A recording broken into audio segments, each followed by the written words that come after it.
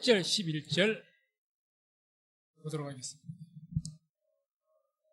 81편 10절, 11절 말씀. 성경 찾으신 게 빠르겠습니다. 함께 합독합니다. 나는 너를 애굽 땅에서 인도하여 낸 여호와 내 하나님이니 내 입을 넓게 열라. 내가 채우리라 했으나 내 백성이 내 소리를 듣지 아니하며 이스라엘이 나를 원치 아니하였도다. 아멘. 오늘 이 말씀을 통해서 주제는 이렇습니다. 띄워보세요. 아시아를 향한 하나님의 관문 필리핀. 주님께서는 내 입을 넓게 열라고 하죠. 그래서 이 말씀은 우리가 어떤 꿈을 가질 때, 뭔가 비전을 가질 때 자신을 믿고 꿈 갖지 말고 하나님을 믿고 꿈을 갖고 입을 넓게 여는 큰 비전을 품을 수 있는 은혜가 있기를 주의 이름으로 축원을 드립니다. 그래서 성경 말씀은 그런 의미거든요. 이스라엘 백성들, 너희는 초라하고 이제 노예 생활에서 풀려났고 이런 존재들이지만, 미약하지만 하나님은 나를 믿고 입을 넓게 열라는 거거든요. 우리들도 우리 성민교회가 얼마나 적습니까? 적습니다. 겨우 그냥 우리 교회 운영하기에 버거운 그런 어떤 수준입니다. 그렇지만 우리가 믿는 분은 하나님이기 때문에 하나님을 믿는 믿음을 가지고 또 주님께 주신 어떤 비전이나 꿈을 가질 때 주님의 말씀처럼 하나님 믿고 입을 넓게 열어서 큰 비전과 꿈을 품을 수 있는 은혜가 있기를 주의 이름으로 축원을 드립니다. 자, 우리가 어떤 주의 일을 하는 데 있어서 어떤 선교가 됐든지 전도가 됐든지 어떤 일을 구체적으로 하면서 그럴 만한, 선교할 만한 가치가 얼마나 있느냐. 우리가 지금 선교를 필리핀에서 하지 않습니까? 필리핀에 신학교를 세우는 거 얼마나 귀하고 하나님에 합당하고 정말 이왕 선교를 해도 가치가 있느냐. 그런 것들을 생각해야 됩니다. 무작정 하는 것이 아니라 선교니까 그냥 하자. 그냥 돈 보내면 되겠지. 그냥 열심히 하면 되겠지. 그것보다도 얼마나 귀하면 더 의미가 있고 가치가 있는 그런 어떤 일을 하는 것이 더 지혜롭고 더 아마 좋은 일일 것 같습니다. 그래서 특별히 우리가 아시아를 향한 하나님의 관문 필리핀 이런 주제로 제가 잠깐 말씀드리겠는데, 먼저 우리가 필리핀이 어떤 나라인지를 조금 이해하면서 이 필리핀이 세계 선교를 하는 데 있어서 얼마나 중요한 역할을 할 수 있는 곳인가, 거기에 대해서 한번 좀 나눠보도록 하겠습니다. 먼저 첫 번째, 필리핀의 종교와 선교 현황을 한번 이해를 해보면, 첫 번째 종교 분포를 우리가 한번 보게 되면 필리핀은 카톨릭이 79%입니다. 79%. 복음주의, 우리 개신교, 기독교 정통적인 신앙, 이게 한 11% 정도 됩니다. 그리고 기타가 한 10%인데 그 안에가 다른 어떤 이방 종교, 무슬림도 있고 그런 게 10% 안에 들어가는데, 그 안에 또 미전도 종족이라고 해서 이 민다나오 그쪽 지역과 술루 군도 이런 데는 아예 그 미전도 종족으로 분류되어 있을 만큼 전혀 복음이 안 들어가 있는 곳이 있습니다. 아무튼 이렇게 이 종교 분포가 되어 있습니다. 또 두 번째는 선교 대상으로서의 필리핀.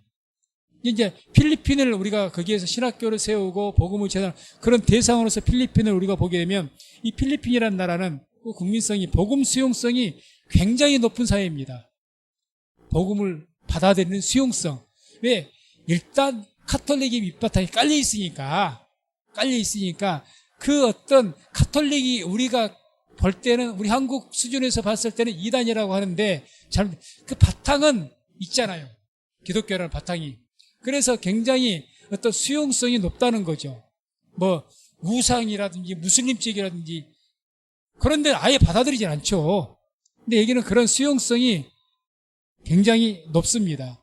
그 다음에 그러나 명목상의 신앙에 문제가 있는데, 다른 복음, 우리가 필리핀에 파나이 개혁신학교 세운 이유도 그 이유죠. 다른 복음, 그들이 예수를 말해도 우리가 성경에서 말씀하는 예수를 믿는 것이 아니더라는 거죠. 그냥 비나이다 신앙이라는 거죠. 그냥 말씀에 의해서 예수를 아는 것이 아니라 그냥 성모 마리아 상에다 빌고 갔다 했더니 조금 거룩한 것이 있으면 빌고 그냥 비는 겁니다. 심지어는 신부나 목사도 비는 대상이 되어버립니다. 그래서 목사님들 오셨다 그러면 어떤 풍습이 있는 줄 아십니까? 무릎 꿇고 목사님 손에다가 자기 이마에 딱 맞춥니다. 경배하는 거죠. 그러니까 이들은 그냥 성경에 의한 신앙이 아니라 그냥 비는 거죠. 비는 대상. 그러니까 이런 것들이 있다는 거죠. 그러니까 이런 어떤 것이 있기 때문에 거기는 다시 올바른 복음으로 세워야 된다는 거죠. 그냥 교회가 세워진 게 문제가 아니라. 그리고 거기는 굉장히 지역 편차가 갖고 이 섬이 15,000개가 넘는다고요. 필리핀이. 어마어마하죠. 그리고 굉장히 넓게 퍼져 있기 때문에 편차가 크고 또 언어도 굉장히 그 지역마다 그 지역 방언이 다릅니다. 주로 사용하는 방언은 따갈로그라고 해서 중심으로 있는데 그 외에 소수 민족이라고 해야 될까요? 소수 종족이라고 해야 될까요? 그래도 또 약간씩 언어가 달라가지고 굉장히 복합되어 있습니다. 복합되어 있어요. 그리고 이제 아까 말씀드린 것처럼 그 어떤 미전도 종족 지역 같은데 그런 어떤 것들이 상당히 많이 분포가 되어 있고 아무튼 그런 어떤 곳이기 때문에 이 복음을 아직도 접하지 못한 곳이 많이 있고 올바른 복음으로 되어 있지도 않고 이렇기 때문에 선교 우리가 해야 될 이유가 충분히 있다는 거죠. 충분히 가치가 있고 그 다음에 이제 큰 두 번째로 보게 되면 이 필리핀의 선교 전략적 가치입니다. 전략적. 이게 이제 필리핀만 그 국민만 우리가 목표로 한 것이 아니라 이 필리핀을 통해서 세계로 복음을 전하는 그런 의미에서 가치라는 거죠. 그래서 이제 우리는 필리핀을 어떻게 보느냐? 필리핀을 아시아 쪽, 동남아시아 쪽에 복음을 전할 수 있는 허브로 중심 역할을 할 수 있는 나라로 봅니다. 왜? 이제 그 이유를 설명드릴게요. 그렇기 때문에 우리는 하나의 개혁 시간을 세워서 그 현지에 그 목회자 없는 교회가 사역자가 없고 목회자가 없는 곳에 거기에 인력을 공급한 것뿐만 아니라 거기에서 현지 선교사를 세워서 베트남 이런 그 지역의 아시아로 전부 파송을 시키는 겁니다. 왜 그런가? 그러기에 아주 적합한 나라가 필리핀이라는 거죠. 말씀드리면 먼저 첫 번째가 왜 그러느냐? 첫 번째 언어적인 강점이 있습니다. 영어를 공용 거기서 40대 이하 정도 되면 영어를 못하는 사람이 없어요. 영어를 다 합니다. 영어를. 그런데 특이한 것은 우리나라 같으면 영어가 발음이 온전치 못하고 해서 콩글리시라고 그러죠. 콩글리시. 그렇기 때문에 영어를 하긴 하는데 콩글리시여서 정통 영어하고는 또 틀려요. 틀립니다. 그런데 이 필리핀만 그런 영어를 사용한 것이 아니고 그 동남아시아 지역이 미국의 영향을 많이 받아가지고 영국과 미국의 영향을 많이 받아 대부분 다 그 영어를 사용합니다. 속된 말로 콩글리시 영어가 통용이 된다는 거죠. 어느 정도 100%는 아니겠지만은 거의 통용이 된다는 겁니다. 오히려 정통 영어로 구사하면 잘 통용이 안 돼요. 그러나 글을 읽으면 이제 글 보면 알죠. 글을. 그래서 우리가 교재를 만들고 있는데 그 교재를 보니까 이해를 해요. 선교사님이 영어로 통역하면 고개를 갸우뚱갸우뚱합니다. 그러다가 뭘 보고 이해를 하고 고개를 끄덕끄덕 하느냐? 아, 교재를 읽어보니 읽고 말을 듣고 이제 이해를 하는 겁니다. 그러죠. 그래서 그런 영어가 다 40대 이하면 다 하고 영어를 다 하고 읽고 그래서 40대 이상은 또 주로 영어보다는 이제 따갈로와 그 현지어를 주로 이제 사용을 하죠. 아무튼 그렇게 돼 있습니다.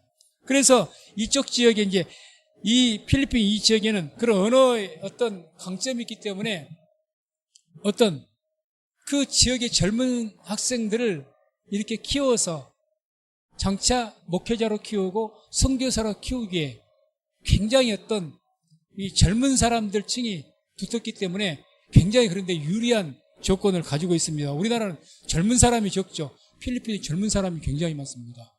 지금 현재 김몽수 선교사님이 그 필리핀 칼리보라는 곳에 엔티케 대학이라고 있어요. 그 엔티케 대학이 본교회 학교는 이제 그 마닐라 그 어디에가 있다 그쪽 부근에 있다고 하는데 거기는 뭐 5만 명, 6만 명 된다 그러고 학생이 이 엔티케 대학만 해도 하나의 섬인데도 불구하고 2만 5천 명의 학생이 있습니다. 2만 5천 명. 거기에서 지금 한국어로 가르치고 있어요. 선교사님이. 한국어로.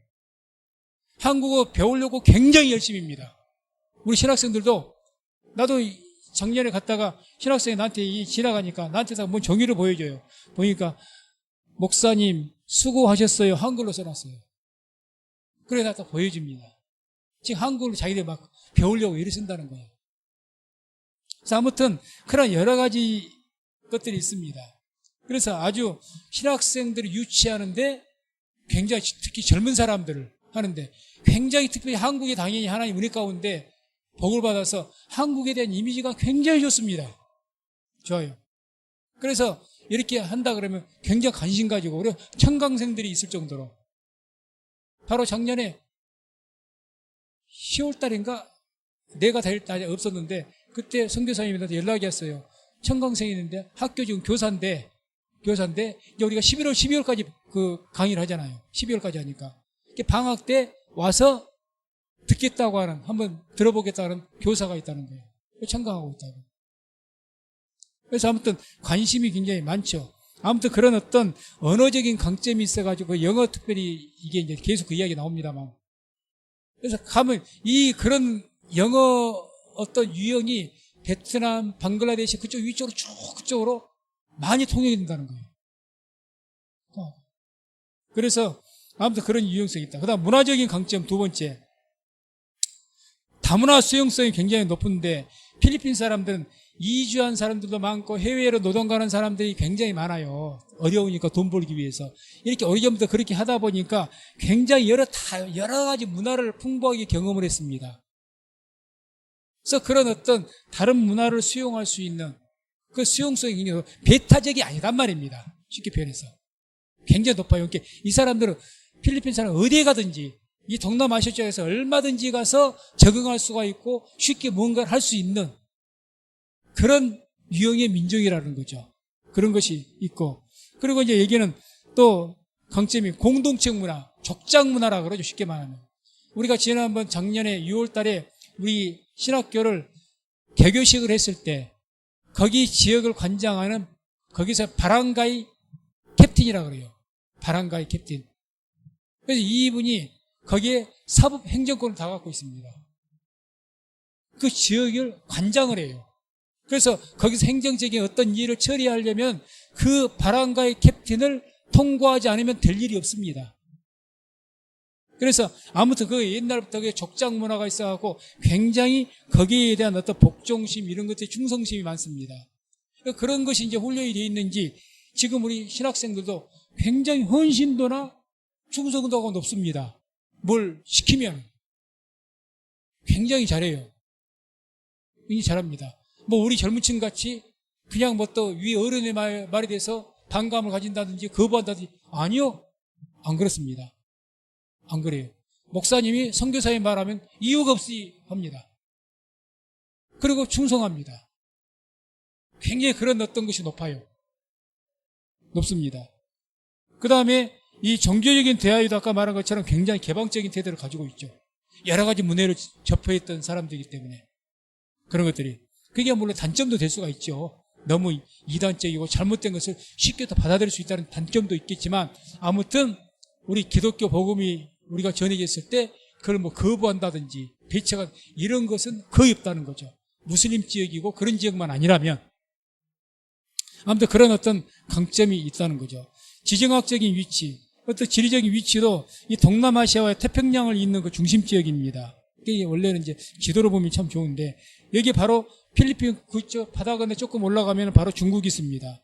그 밑에 쪽으로 해서 베트남, 캄보디아, 라오스, 미얀마, 방글라데시, 그리고 인도, 그리고 오른편에 말레이시아, 싱가포르, 인도네시아, 그 밑에 또 호주까지. 그 한 어떤 이 지도로 보게 되면 그 이렇게 둥그렇게 중국이 위쪽에 이렇게 이쪽으로 쭉 해서 이쪽 밑으로 돌아가 이 태들이 활처럼 휘어진 이 한가운데 쪽에 딱 필리핀이 있습니다. 필리핀이 있어요.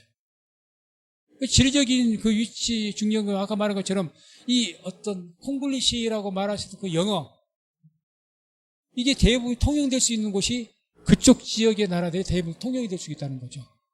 통용이. 우리는 지금 당장 내가 필리핀으로 갈라 해도 영어를 공부해야 되잖아요. 선교사 한 분 세우려면 어렵습니다. 먼저 영어 공부부터 해야 됩니다.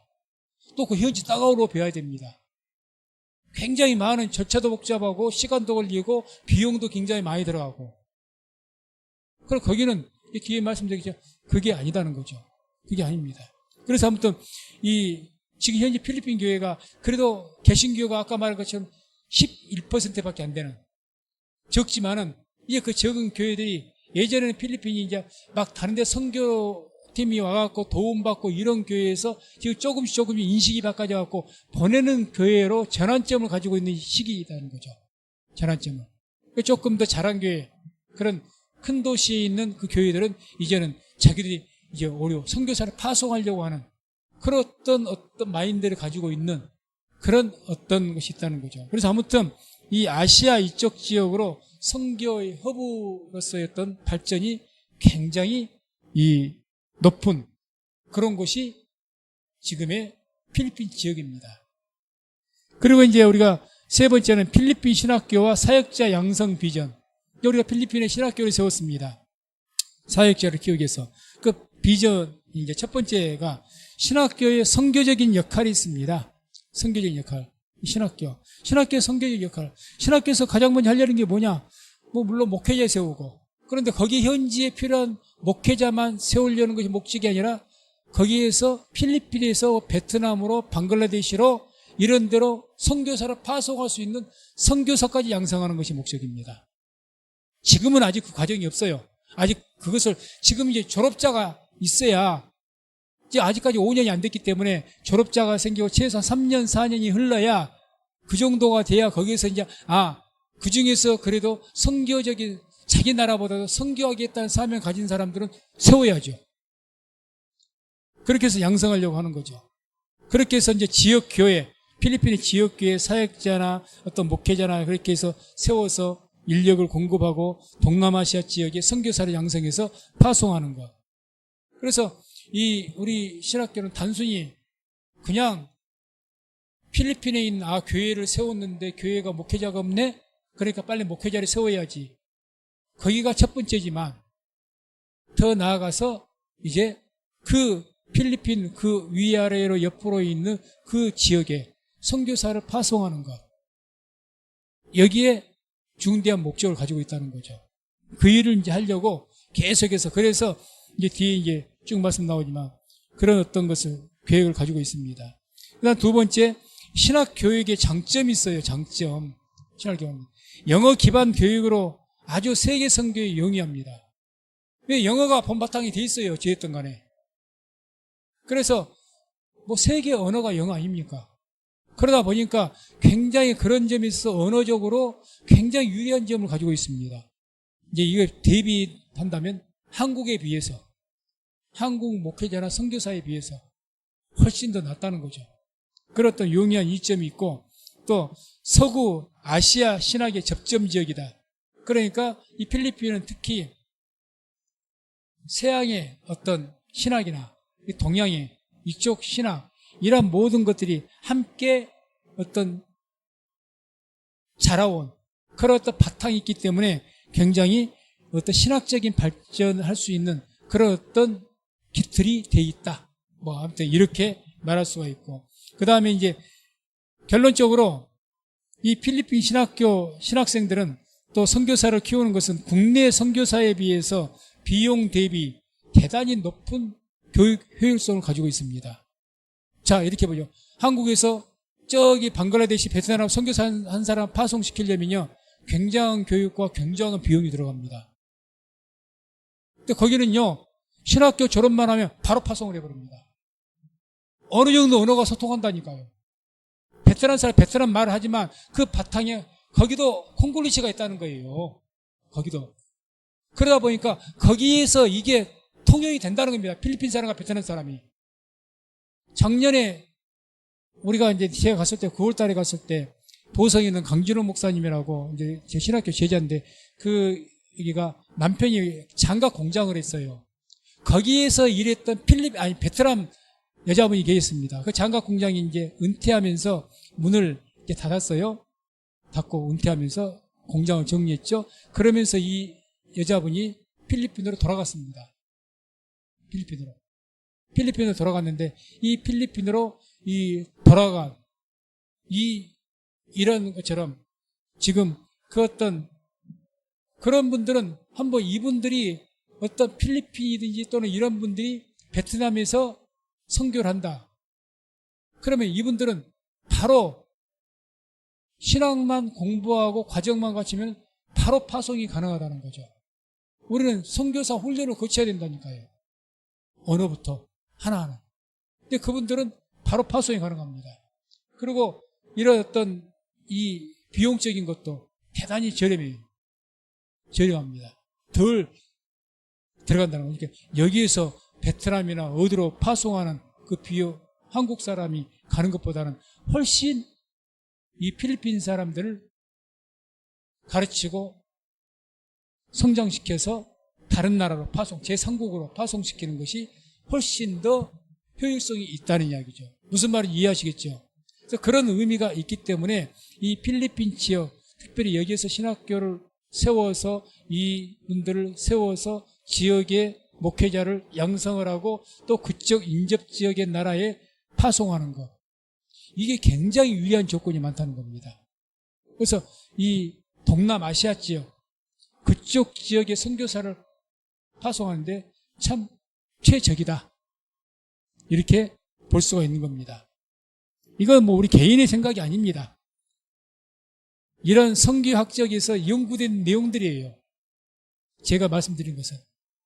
누구 한 개인이 그냥 그렇겠구나. 아니요. 선교학적인 내용을 제가 이야기한 겁니다. 선교학적인. 그 다음 세 번째가 신학교 교육의 방법과 목표. 우리 이제 신학교는 사역자 과정, 이른바 이제 전도사 과정이 3년 과정이고, 거기서 플러스 2년을 더하면, 거기서 더 공부를 하면 목사 안수를 줍니다. 이런 과정으로 되어 있고요. 그 다음에 우리 이제 이 신학교 어떤 비전, 앞으로 어떻게 이 신학교가 발전될 것인가. 지금 하고 있는 것이 필리핀 법인 설립을 위해서 지금 준비하고 진행 중에 있고, 그래서 법인을 설립하면 이사를 세워야 되는데 제가 지금 명목상으로 대표이사로 되어지고 선교사님이 이사로 되어지고 이렇게 이사들을 세워가지고 지금 필리핀에 지금 신고를 하려고 하고 있습니다. 그래서 사실은 이번 2월 23일 날 제가 또 필리핀을 가야 됩니다. 가갖고 그 일주일간 있어야 되는데 왜 가냐. 이게 또 이거지만은 이제 선교센터를 짓기 위해서 땅을 그동안 물색을 해왔는데 3군데 정도가 적합한 곳이 물색이 올라왔어요. 그래서 지금 현재 교무처장, 사무처장, 또 우리 학생처장까지 해서 4명이 지금 그날 가서 현지를 직접 보러 갑니다. 그래서 이번 23일 날 저도 이제 함께 갈 것이고 지금 그것을 위해서 가는데 그때 이제 가서 여기 법인사님 이제 대표이사 같은 경우는 직접 와야 된다 그래요. 와서 신고를 같이 해야 되고 이제 그것을 또 거기 있는 또 뭐 세금을 내는 납부 실적이 있어야 된다든가 하여튼 그런 어떤 절차가 필요하답니다. 그래서 직접 가야 되고 아무튼 그렇게 겸사겸사해서 가게 될 건데 아무튼 이렇게 법인 설립을 지금 추진하고 그것만 마치면 이 3월달 안에 법인은 설립이 될 것이고 통과될 것이고 그 다음에 하는 것이 이제 그 필리핀 지역에 우리나라 같이 복음주의 교단 협의회가 있어요. 우리나라 교단 같이 장로교 또는 강주 기독교 교단 협의회 같이 그런 것이 있어요. 그 교단 협의회 이제 가입을 자동으로 하게 될 것이고 그 다음에 나아가는 것이 교단 인준신학교가 이제 진행됩니다. 지금 이 교단 인준신학교도 지금 진행이 되고 있는 과정이 있습니다. 우리 장로 보수교단에 거기 이미 총회장과 이미 이야기가 어느 정도 되어 있고 해서 이번 아마 9월 달에 거기가 총회를 한다 그러니까 9월 달 총회에서 제가 가서 우리 신학교에 프리젠테이션을 하게 되어 있어요, 지금. 그래서 이제 총회의원들의 회의를 거쳐서 통과가 되면 총회 인준이 될 겁니다. 그래서 정식적인 이제 신학교로 되어갈 것이고, 그 다음에 이제 조금 먼 이야기는 될 수가 있는데, 그 필리핀에서 우리 신학교를 문교부 인가를 이제 받으려고 하죠. 문교부 인가를. 아무튼 그런 절차로 나아가고 있어 추진 중에 있고, 다른 문교부 인가 빼고는 다른 모든 것 지금 진행 중에 있습니다. 지금. 그래서 아마 빠르면 이 모든 것이 올해 안에 다 될 것 같다는 생각이 들어요. 빠르면 올해 안에 되고 있고 그 다음에 이제 우리 신학교육 방법은 가장 중요한 것이 우리 신학교 고유의 교재를 발간한 겁니다. 교재. 자, 우리 성도에 공부를 다 해보셨을 테니까, 다 대학도 다 나오셨고, 저희도 신학교 같은 데서 어떻게 가게 되면, 신학교에서 교수님이 가르칠 때 어떤 학생들에게 이 책을 사세요, 저 책을 사세요 해서 말을 합니다. 아, 이 과목의 책은 교과서가 이거니까 서점에 가서 이걸 사라. 그렇게 말하죠. 그 책을 사서 그 책을 사가지고 그 책을 가지고 공부를 합니다. 그러면 잘 성실하게 가르치는 교수님들은 그래도 이 교재를 갖다가 성실하게 잘 요약을 하든지 정리를 해서 체계적으로 잘 가르쳐진 교수님들이 계신가 하면, 또 그렇지 못한 분들은, 어떤 분들은 저도 학교 다니면서 많이 느꼈어요. 책 10분의 1도 못하고 끝나는 경우도 있고, 건성건성 끝나는 경우도 있고, 어떤 경우는 이 책하고는 별 내용도 관계도 없을 법한 그런 것들로만 가르치다가 끝나는 경우도 있고, 그런 경우가 많더라는 거죠. 그래서 그런 일들이 많기 때문에 아예, 특히 여기는 한국이 아니라, 한국 같으면 교재를 줘도 되는데 한국말이니까, 그러니까 이 필리핀 외국 사람이잖아요. 한국 사람이 가르쳐야 되고, 그러면은 그냥 책만 줄 수도 없는 거니까 그 어떤 책을 선정을 해서 그것을 담당 교수 목사님들이 그 책을 읽고 정리해서 요약해서 핵심을 가지고 그 핵심된 것을 학생들에게 나눠주는 것이 교재입니다. 이걸. 그래서 이렇게 하는 것이 이제 한국에 있는 신학교도 있지만 그렇게 하는 경우가 거의 없어요. 없습니다. 보수교단, 장로교단 목사님 우리 함께 있지만 그 교단도 지금 본인 스스로가 자기가 그 교단에 속해 있으면서, 목사님 우리 교단 신학교도 이렇게는 안 돼 있어요 그래요. 아무튼 이거 시도를 처음 한 거니까. 그렇게 했더니 굉장히 한 1년간 해본 결과 아주 효과가 너무 좋았고, 교재가 있으니까 아까 말한 것처럼 보고 이해하는 거니까. 그래서 한번 그 신학교 교재 중심으로, 그래서 어떤 교수가 그 과목을 가르치든지, 이 교수는 이렇게 가르치고 저 교수는 저렇게 가르치고, 이 교재를 중심으로 해서 가르칠 수 있도록. 특히 우리 신학은 뭐냐, 잘못된 것을 가르치면 안 되잖아요. 정통적인 교리에 의해서 가르쳐야 되니까. 그 바탕에 의해서 우리가 신학교 교수들이 이것을 띄워서 서로 각 교단이 다 다르니까 여기 통과가 돼야 되는 거니까. 우리 신학교의 공인 교재가 되는 거죠. 그렇게 해서 지금 아직 교재가 완전하게 됐다고 말하지 없지 않지만 한 2, 3년 흘러야 될 거예요. 또 개정하고 개정해야 되니까. 그렇게 아무튼 그렇게 해서 가르치려고 생각하고 있고, 또 그렇게 되면 이게 잘못된 교육은 적어도 하지 않죠. 왜? 교재대로 가르치게 돼 있으니까. 교재 중심. 그냥 교수에게 알아서 가르치시오 하고 맡긴 것이 아니라는 거죠.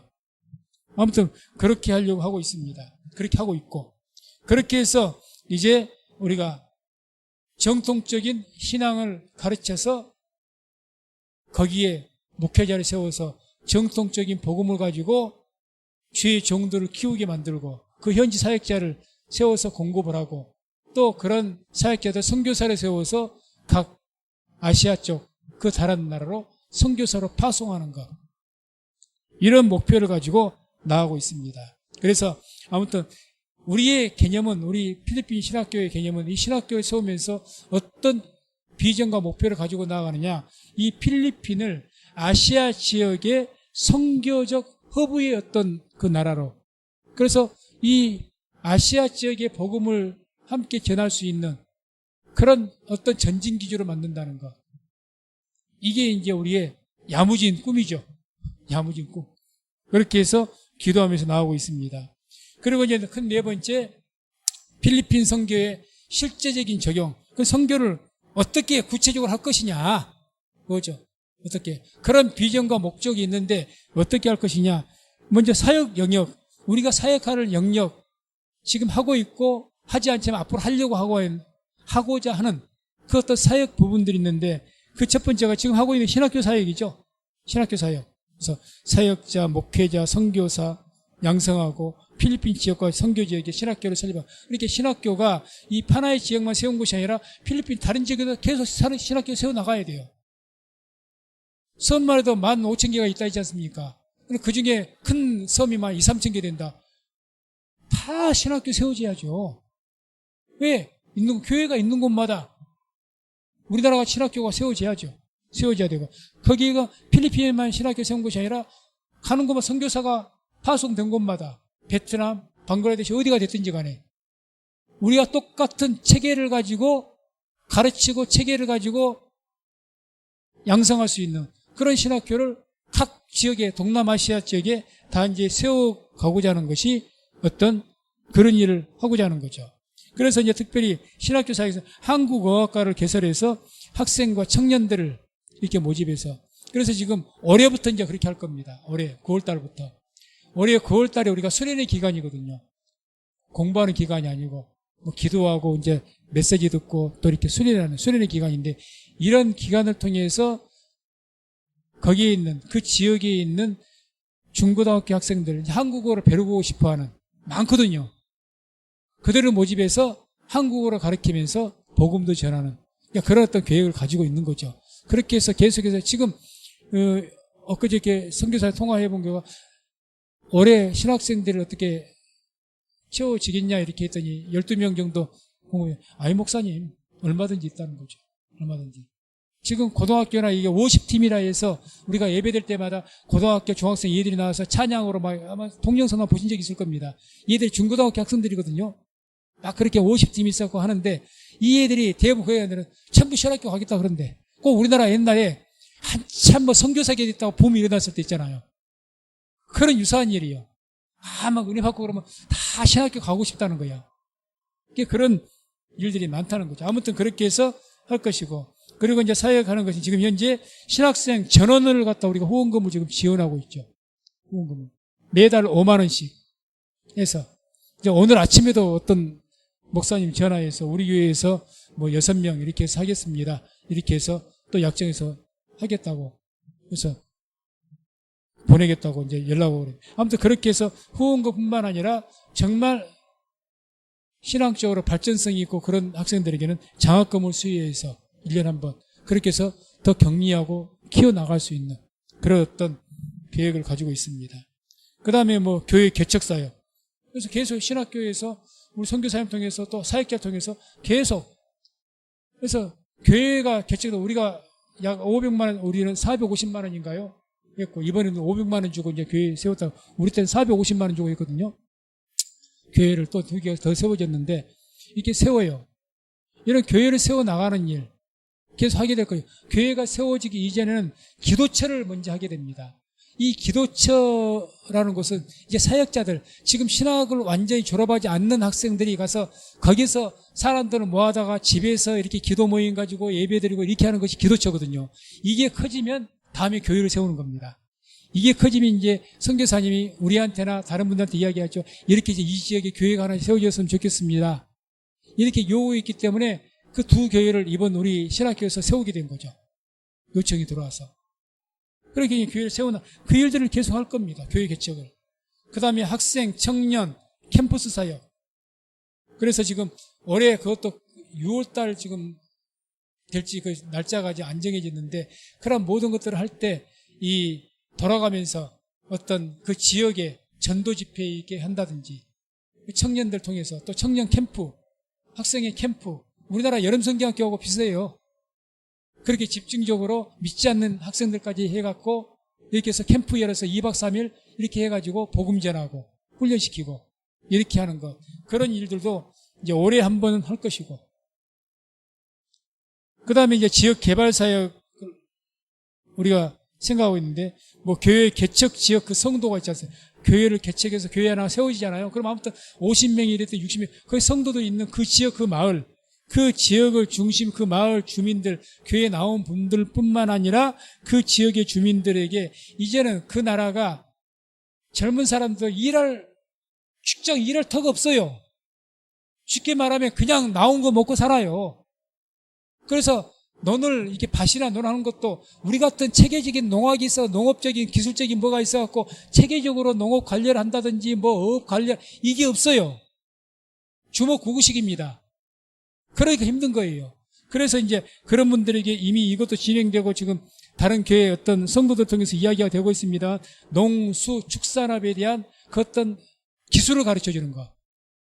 이걸 좀 해주자. 그래서 거기에서 우리가 그 시간을 잡고 그분의 시간을 조인이 되면 그분의 그 전문가에서 어떻게 농사를 지어야 잘 될 것인지 그 토양에 이런 것이 없으니까 이분들이 그런 것을 해서 직접 그렇게 할 수 있도록 그 길을 열어주는 거죠. 그 외에도 이제 어떤 기술 같은 것도 가르칠 수 있으면 뭐 용접 기술이 됐든지 또 성도들 중에 있으니까 우리 성교회 내일도 지금 우리가 여수 기도원에 가서 지금 같이 도와주고 거기에서 지금 그 어떤 교회에서 용접 기술자가 와서 뭐 도와주고 있는 성도거든요. 그러니까 선교사 그 한국 성도들 중에서는 여러 가지 기술자가들이 있는데 그 기술을 잘하는 사람들이 선교로서 이렇게 도와달라고 그러면 할 사람들이 많이 있습니다. 많이 있어요.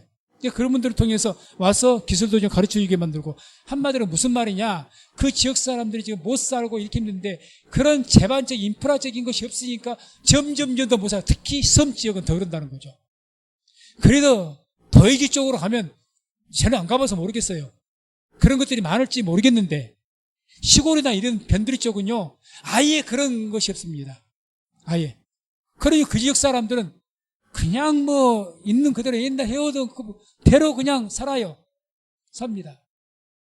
그러니까 그런 것들에 의해서 조금 그들이 적어도 교회 지역 중에 그 지역 마을을 우리나라 같은 새마을 운동을 생각하면 됩니다. 이 사람들을 깨워서 스스로 잘 살 수 있는 어떤 터전을 좀 만들어주자. 이제 이런 것을 이야기하는 거죠. 굉장히 중요한 일이라 생각하니까. 그래서 이런 것은 이제 뭐 어떤 한 교회, 뭐 몇몇 교회를 안 되고, 거기 한 성도 중에서 뭐 기업을 하는 그런 어떤 성도들의 협조를 받아야 됩니다. 협조. 그래서 계속 이제 그런 어떤 성도가 있는 기업, 거의 협조를 받아서 같이 일하고, 좀 지원을 받고, 이번에 보면 교단으로 인준을 받게 되면 교단에서도 지원을 받고, 그것은 좀 금액이 많이 들어가는 일들입니다. 그런 일들을 계획하고 추진하고 하고 있는 중입니다. 마지막으로 이제 선교 방식을 어떻게 하느냐. 선교 방식은 지금 단기 및 장기 선교에서 우리 같은 경우에 단기 선교라고 그러죠. 일주일을 갖다가 이렇게 가르치고 어떤 경우에 장기. 그래서 우리 현지 함께하는 목사님 중에서 어떤 분은 그 선교만 중심으로 한 분이 계세요. 그래서 이런 분들 어떻게 하느냐. 가면 2개월 내지 3개월간 거기서 선교하고 또 국내로 들어와서 2, 3개월 있다가 또 나갔다가 이렇게 하는 분들도 있습니다. 그렇게 집중적으로 뭔가를 일하고 또 돌아오고 그런 분들 이렇게 그런 것들이 병행해서 할 것이고 뭐 NGO 단체 이런 단체들과 협력해서 계속해서 하려고 지금 찾고 만들어가고 있는 중입니다. 그 다음에 이제 또 우리가 선교사를 파송하면 다 파송 좋겠지만 이미 파송되어진 우리 신학교를 아직 몰랐고 관계가 없었던 선교사님들이 많이 있으니까 그 선교사님들하고 우리가 조인되면 지금 2사람 이상이 조인이 돼 있어 지금 주고받고 이야기가 되고 있습니다만 뭐 베트남에 한 분하고 인도네시아 한 분하고 이러면 우리 지방에 우리 순복음 지방에 있는 분들에서 나간 분들인데 이런 분들은 이야기가 되고 있습니다. 거기에 지금 선교사로 가 계시니까 그분들을 중심으로 해서 그곳에 신학교를 세우고 그곳에 돕는다는 거죠. 또 계속해서 그런 어떤 것을 같이 하고 있고 뭐 총회 교단과 협력하는 것 그리고 최종적인 우리 신학교의 목적은 이제 우리 신학교 단체가 이게 점점 커지면은 선교 교단으로 설립을 해서 선교 전문으로 되어진 특성화된 교단이 되어서 선교만 전문으로 하는 교단으로 만드는 것. 이게 이제 저희의 목적입니다. 비전이고. 그래서 아무튼 이런 어떤 목적과 비전을 가지고 이게 필리핀 우리 파나이 개혁신학교 지금 하고 있습니다.